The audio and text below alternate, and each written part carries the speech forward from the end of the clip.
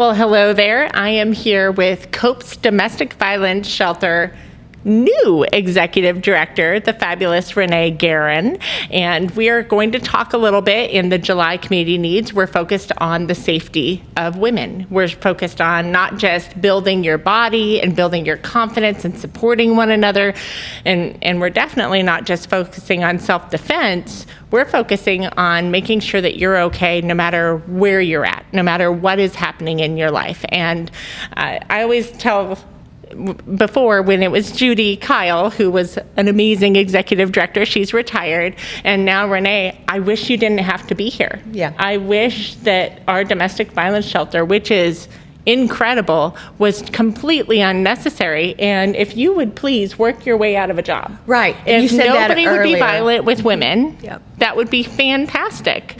But we don't live in that world. We live in a world where violence is almost every day. And we're going to talk to Renee about what that looks like in our community and what kind of services there are for maybe the person watching right now. So Renee, many people have heard of COPE, but maybe they don't fully understand your organization. Can you just give us a brief understanding of your organization? So our stated mission is to aid, shelter, and empower victims of domestic violence. And this is the important part, break that cycle of abuse. That's what we try to do. What we want is, somebody who needs us to come in and decide, I don't need to live like this. I don't want to live like this. I don't have to live like this. So it's kind of like Maslow's hierarchy. You can't find self-esteem if you don't have safety. So that's what we do. We provide that safety.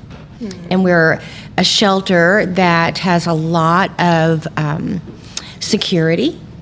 We have a very good rapport with our police department. And so that's our primary mission, is to keep people safe. Absolutely. Mm-hmm. Absolutely. Because you can't function mentally or physically if you feel that you can't turn a corner. Right. So domestic violence affects people of every walk of life, whether you are homeless or you're a child or you're a housewife or you are aging in a family situation. Mm-hmm. So what are some of the warning signs with friends, family members, or the victims themselves that they need to recognize? So especially if you're outside looking in, anyone who's isolating themselves or being isolated, being told what they can and cannot do, what they can and cannot wear, where they can't go, who they can see, who they can't see, anything like that, that's pretty much a red flag. And sometimes it's not a direct, you're not allowed. Right. Sometimes it's a very subtle. I know you want to spend time with your family this weekend, but I think you and I should spend more time together, right? And then that keeps happening over and over and over and over again. So sometimes the subtle is just as abusive, if not more, as the direct. It is. It is so sad. Yeah. And for the victims themselves, I know I've had women come into my office and say, "Am I crazy? Right. Is this wrong?" And yes, it is wrong. But you're not crazy. And you're not crazy. I think no one should have to walk on eggshells in their own home. A part of discovering that you're in an abusive situation is you didn't see it right away. Mm-hmm. It sneaks up on you, and then you realize that you're trapped. Yeah. So if someone realizes that they need to leave, what is the very first step? That once they've made that decision, they know that this has to happen, what do they do? So one of the first things is to make a safety plan. Whatever that looks like in your life, write that down. Make sure that you have the key things that you need. My friend calls it making a bug-out bag. Oh. So keep your documentation, your birth certificates, your children's birth certificates, Social Security card, your ID. Keep those where you can get them. Okay. Because many times when people leave a relationship, that's when it escalates, and that's when things really become dangerous. Yeah. So, and then you don't have time to get all of those things. Right. And if you have the luxury of doing so, get a new phone. Oh, a new phone. That makes sense. Mm-hmm. That makes sense. But you're right. There's privilege in that. There is. For sure. Yeah. So a lot of people feel like having a bug out bag or a full safety plan, they have to have it all figured out before they can walk out the door. Is that true? No, that's not true. If you can, it's great. But many times, people come to us with nothing, literally, maybe not even their purse. Oh, my. It's just an exit right now situation. Sure. Yeah. So. And you're able to help them get back on their feet. How do you get back on your feet without your birth certificate? And how do you? Well, that's one of the things we that? do. Right. That's one of the things we do. We get them down to the health department and get a new birth certificate for them. We get them to the Social Security office and get a new card. If they're out of state, if they were born out of state, I've ordered birth certificates from Guam, or Germany. Yeah. So we can usually get one from anywhere. It takes a while, but we can do it. And you can start the process Yeah. while keeping them safe. Right. Wow. Yeah. So what happens when somebody reaches out to COPE? What's that process look like? Can you walk us through? So it's really scary and intimidating sometimes to pick up that phone and make that call. So we, on the other end of the line, we try to be prepared for anything. And our screening process it's unique to each caller because the caller really directs how that screening process goes. Yeah. And we're just here to listen and say, okay, we can help you do this. Or sometimes people don't need shelter, they just need resources. But if they do need shelter, then we try to figure that out. And then during that screening process, sometimes we realize, well, they really need the pregnancy support center more than they need us. Okay. Or they really need long-term rehab more than they need us. So we try to direct them and meet them where they are and fill those needs as we can. And you partner so well with so many of those other resources because one nonprofit is not going to meet every need at all. So I'm so grateful that COPE is able to do that. So beyond emergency shelter and being able to kind of recover documentation and get people on that next step, what other services do you provide? Oh my. Well, we do a myriad of things.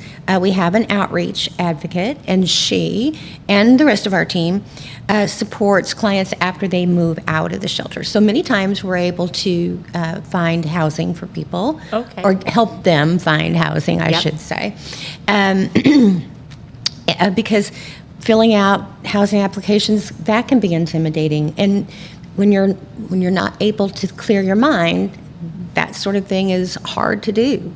So we help with that, and we have a court advocate. She goes to court with our clients when necessary, orders of protection, and things like that. So we're just moral support there. We're not attorneys, but we are moral support.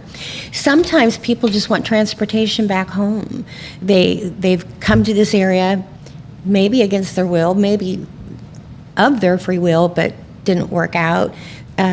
Recently, we got a woman and two littles all the way back to California. Oh, wow. So sometimes they just want to go home where their support system is. So if you have somewhere that you can go, but you don't have the resources to get there, to get out of your situation, you could reach out to COPE, and they could help you get where you would be safest. That's amazing. We try to do that. We don't always have the funds to do that. But I think that's where Community Cares can come in. It does. We do assist COPE with their transitional housing expenses, so it's not just transitioning people with furniture and items, which you take donations for. We do. So if you have gently used, wonderful household items, a lot of women and children could benefit from those contributions, and COPE has a place to store them so it doesn't pile up everywhere in the shelter. So that's pretty amazing.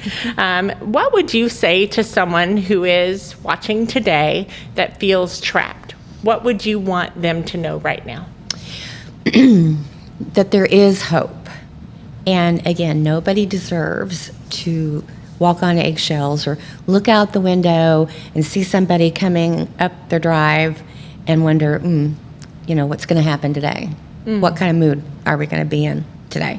Right. Nobody needs to live like that. So It does take courage. It takes hard work. It takes some perseverance, but you don't have to live your life like that. And you can break the cycle. You can break the cycle. You can. So many times when there's violence in the home, it becomes generational, and that violence just becomes the standard. Yeah. So a lot of times people don't realize they don't deserve that. No, but your staff is so wonderfully trained to help counsel individuals to recognize where maybe they're seeking out the wrong type of personality, because that's all they've known. And I'm just so grateful for you and everyone who works there. I haven't met a single person at Cope that I did not love. Just incredible humans doing wonderful work that I wish you didn't have to do. Thank you so much. Can the rest of our community support our survivors and the work that Cope is doing? Absolutely. How do we do that? Absolutely. So you mentioned that we do take furniture. Many times when our clients move out, they don't have a bed or a couch or any of that. So they're truly starting over. So we do have a storage area where we keep things like that. And our community is so generous. Yes. And we are so blessed. We're so grateful for the people who do that. And of course, cash. I mean, it's just as true. Yeah. Things like that cost money. And we do try to help our clients get on their feet.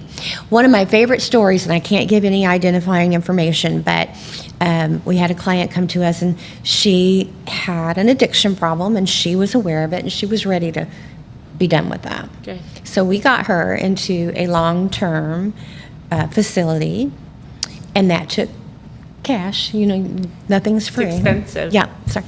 And she's been there probably about a decade, and she is now part of the administration there. Oh, So that's she amazing. is giving back, and that's what she wanted to do. Yeah. That's So awesome. And that's what we always hope for, Yeah. that we're not here to just hand things out. We're really wanting to lift people up so that they can be productive and safe and happy and strong and make our community stronger. That's why we have Summit Taekwondo and the YMCA and COPE and Community Cares, is so that we can all lift everyone up. We want our kids' kids and their kids' kids to love this community as much as we do. And this is the way we're going to do it. Thank you so much for joining me today. Thank you for having me. July's Community Needs. And we'll be back in August to talk about even more cool organizations in our community. Thank you.